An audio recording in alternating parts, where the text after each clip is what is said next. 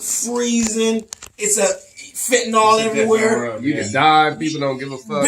Your family like, oh yeah, they freeze over. Yeah. What were you saying about protesting in California versus protesting in people America? don't understand in California. This is what people, spoiled ass Californians understand this. So what's the difference? To be built like a king, you must be broken like a bitch. I'm good. Did I say that wrong, Wildstar? To be built like a king, you must be broken like a bitch. And a lot of these spoiled ass Californians ain't been broken. So what happens when you see somebody like George Floyd died and they not with the movement, they with the moment. Right. That's why you don't see them around still, holding that same weight. Right. What's after the protests? I'll be damned if these kids I'm talking to march another 30 years. They're not doing it. It's not going to happen. They're not doing it. So you were saying when you go to America, it seems like people are broken, and in California, they're spoiled. When I go across the country, it seems like the people in California got that life and bullshit and their priorities fucked up. Versus what's 100%. When in Ohio, it's life and death and survival 24/8. Got it. You see, and the problem is in our, we so focused on, out there in the Midwest and Ohio, like the minimum wage is like $7, $8. Right. So if you make $12 an hour, you shitting on half the community. Exactly. You understand that, right? $12 an hour is doing very well. Oh man, you could be a detention officer. Got it. Because there's not that many jobs now. Let's talk about the reality of the jobs you have. Got it. And renting your own home. So now you come to California, and it's the capital of schemes and scams, bribes and fraud, deceit and sex. We're so close to Las Vegas. We're so close to LA. Dreams are getting sold and people are getting bought out every day.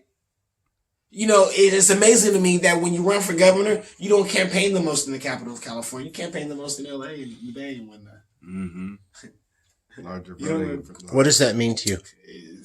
What does that say? It means the influence is not in the capital where it should be. The laws get written where? In the capital? Exactly. Our state museums are where? The capital. Secretary of State is where? Capital. Disneyland even got theirs. Disneyland Museum. Did you know that's here in the capital? Did you know that? No, really? Disneyland, yes. The California State Museum, yes. No shit. Huh. Okay, I'm educated. The capital. I haven't been educated on California trivia since Schulhauser, sir, so you take the award. No, it's okay. They all live here. Senator Bradford, Holly Mitchell. All of them. I like Holly Mitchell. Where do they all work, though? The capital. But they might represent L.A., but where do they come to work? The SAC. Sugar might represent San Diego, but where do her ass work? Right. Here. This should be the Mecca. But it's not, is what you're saying. It's not. They're going to L.A. or San Francisco or... Oh, but that's where the entertainment. That's where Pelosi owns that's all where her houses. That's where more money is. That's where the money and the influence is. Mm-hmm. What's worth more than money? Influence. Exactly. The Pope ain't got to be the richest motherfucker in the world because the Pope got all the influence. Right. Would you rather influence somebody? So you're saying the Californians don't have their priorities, and when you travel to other parts in America, they've... And they don't even have their priorities. But it's different. They're more broke, I think you said. They're broke. We're broken. Makes sense? No lie. So they're broke to a point where they've already been broken. They've been broken like a bitch already. It's done. Okay. You see what I'm saying? They've seen their daddies go poor. You see what I'm saying? It's different when you see your daddy fail. You hear me? I could fail. I could see mama fail too. You know what I mean? But when daddy fail, because daddy don't cry unless he can't fix something. The only time a man cries really is either, his mama died or something like that. But really when he can't fix something. My family's hungry. I can't fix that. Right. I can't fix it. In Ohio, I've seen a lot of grown men, built men, cry because they've been broken and they're like, okay, we're over with that now. Now that we're broken, this is what's next. I think now they're just broke. They just have our money now. They've been broken. They're done with that phase. In California, we haven't even got to the broken phase. Mm-hmm. We think we have, but the way I know we haven't got there is because we're still fighting for rent control. Yeah. Your priorities are fucked up. So it hasn't gotten as bad in California. It hasn't gotten to the fact where you've been broken, where you've seen your daddy cry because he lost his entire. You see, he worked 30 years at this coal factory, thinking that he was gonna work and retire, and then you was gonna look at him work there, and then you was gonna take in there and get you a spot there, and then your kids gonna work in the coal factory, and all that shit is gonna be for generations because that's what he was told, that's what he was taught, that's all he knew. He knew steel. And then next thing you know, you see these Ford Cruisers coming, these car factories, these Mitsubishis, all these Teslas and all that. You see jobs get exported out of the country, and you're looking at this. You're looking at the foundation that you've created the American dream as an illusion in your head, and you're watching that go away, piece by piece, and you can't stop it. And you can't blame that nigger president either. You know, because he's not all the blame. He ain't in office right now. Yeah. Oh yeah. Oh, you can't blame the Mexicans because they're the new niggas. You want to be honest, right? Mexicans are the new niggas. Orale. Yeah, Mexicans are the new niggas. Gracias. Thank you. Shit. You think shit? The reason I believe, and let me talk about Mexico.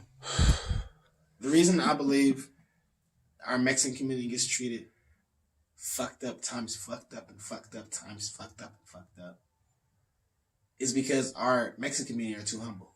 Mm-hmm. We tell them we're gonna build a wall. What the first thing they say? We're gonna build a tunnel.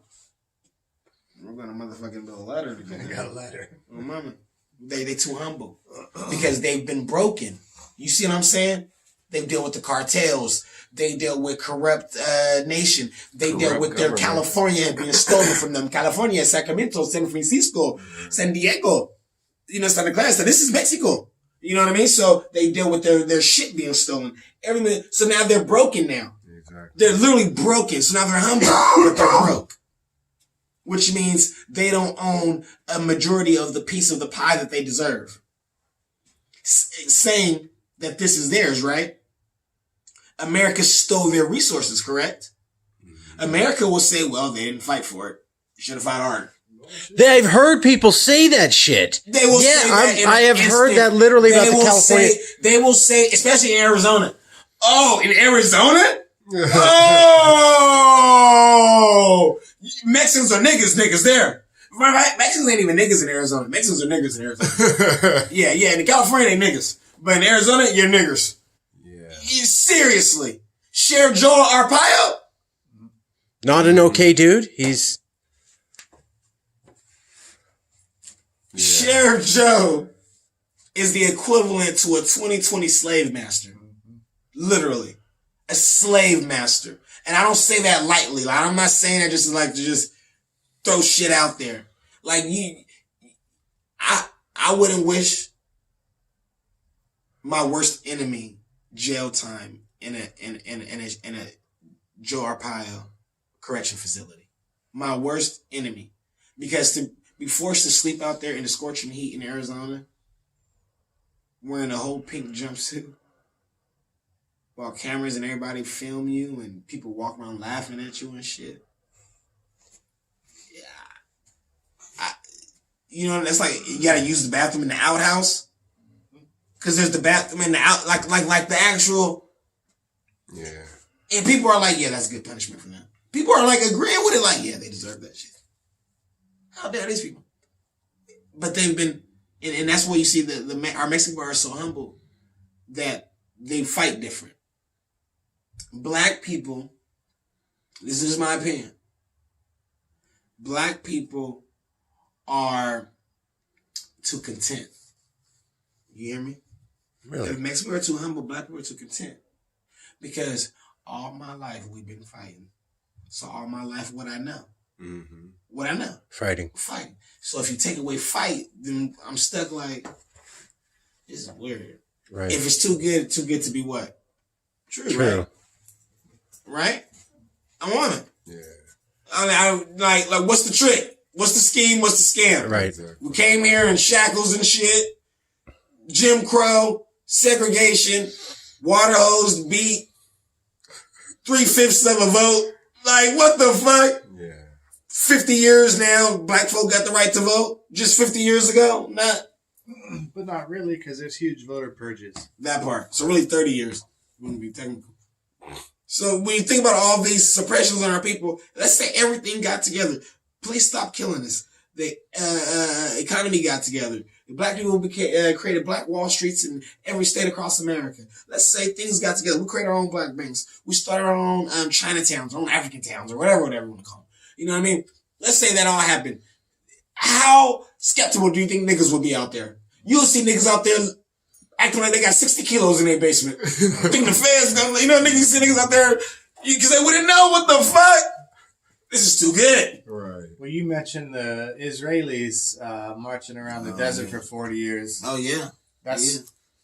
I asked a rabbi about that, actually, because I was like, man, they must have been the most terrible, people with directions ever. Me reading a map. They said they had to make sure that no one in their community surviving had firsthand experience with slavery before they returned home. Oh, yeah, that is true. No, that's true. God had to kill that. Everybody had to die off that had experienced slavery before they could go home. Yeah. And if you look at AIPAC, arguably the most powerful lobby in the world, you can see very clearly what they're talking about. Yeah, and he's right, because when you look at when God wiped out them, He seen them worshiping golden cows. Mm-hmm. And God said, "Thou shalt have no other gods before me." Yeah. He said, "How dare me take you from Pharaoh?" And Pharaoh didn't want to let the people go. The Bible says God hardened his heart, which means Pharaoh did want to let the people go.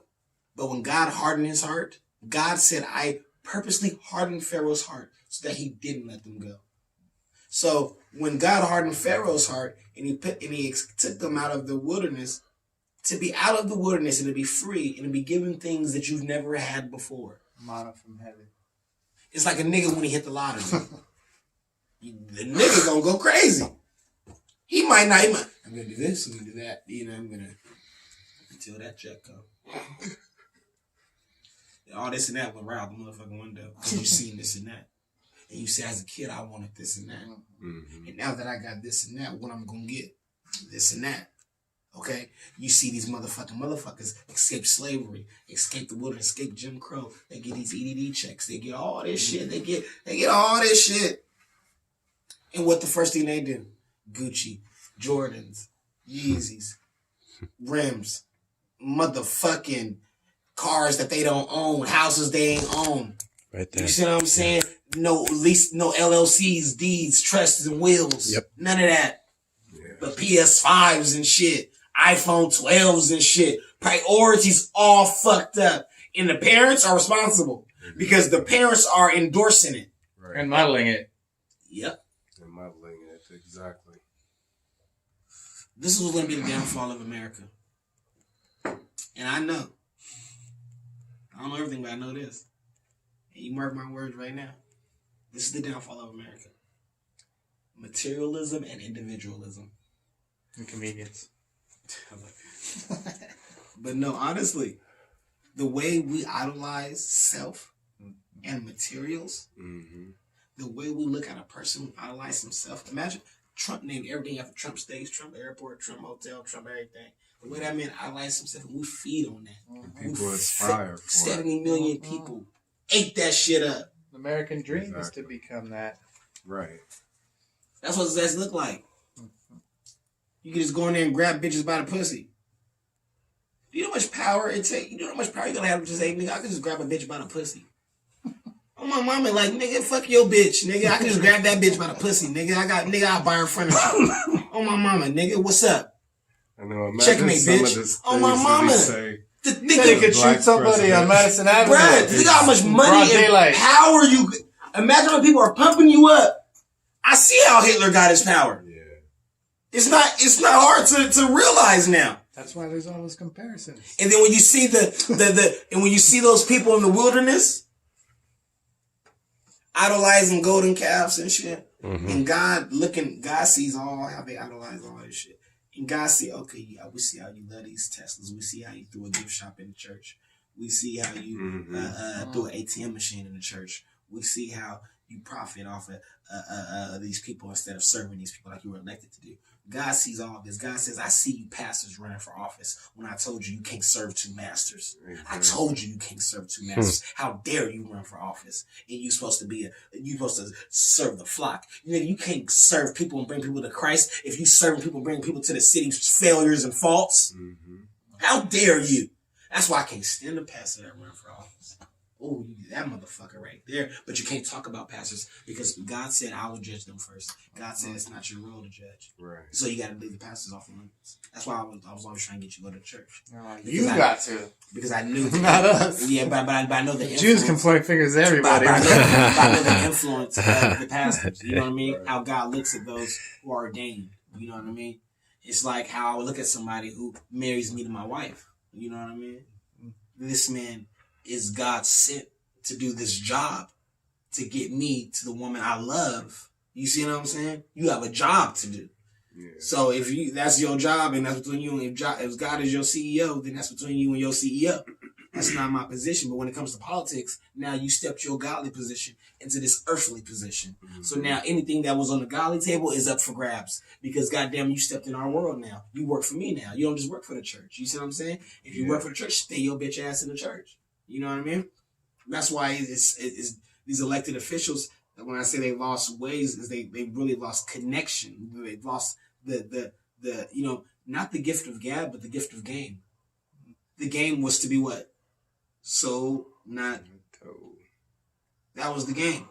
Right. My mama said, hard head, make a soft ass. You know, I said I never knew what that meant. I kept living a little bit. Then I realized what the fuck that meant. West in this state, they don't get it yet because they haven't really been through anything. The last major atrocity, I'm 28 years old.